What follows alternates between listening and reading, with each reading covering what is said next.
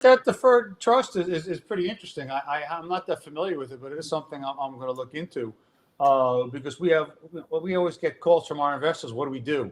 Or I'm in another deal. What do I do? And so as I said, I'm not the smartest guy in the room, but at least I point them in the right direction to try to get a little more information. So what's the importance of being able to be out of debt when it doesn't make sense, to be diversified and liquid to keep your powder dry? What would that mean if you could do that all tax deferred? Well, that means you'd have an infinite amount of time. You wouldn't have a gun to your head. Like on a 1031 exchange, you only have so many days to identify and so many days to close. So you become sort of like a drunken sailor in the market trying to buy, and you're at the the peril of whatever the market conditions are.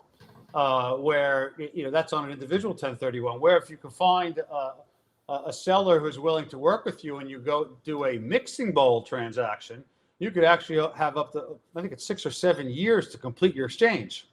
And you're not under any pressure, and you don't have to worry about the interest rates. You have time to really find the right assets. And so, and then there's sometimes if you're in a partnership, you have to remember to tick out early enough so you can take advantage of any 1031 exchange.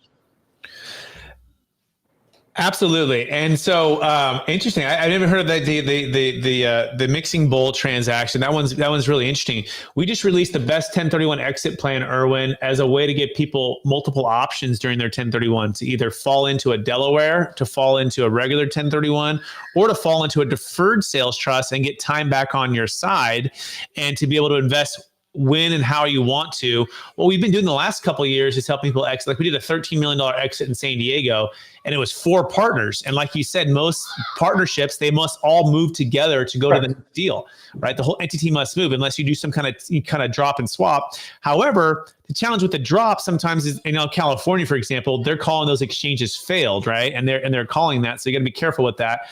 With the deferred sales trust, since it's not a 1031 exchange, we drop everyone into a trust for their entity or for their proceeds. And that entity, the new trust, owes them back the money via a promissory note. So we're in a separate tax code.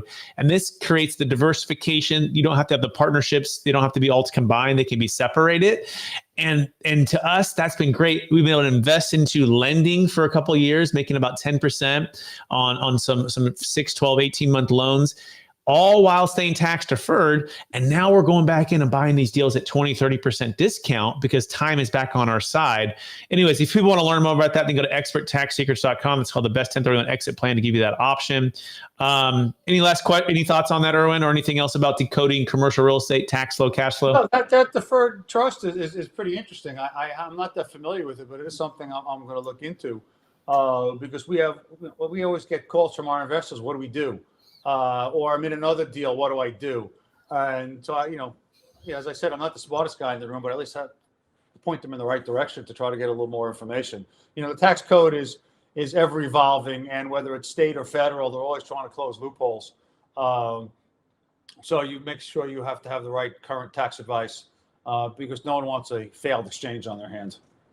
100%. I couldn't agree with you more. And people want to learn more about that, you go to capitalgainstaxsolutions.com. You can also check out the new book, Building a Capital Gains Tax Exit Plan.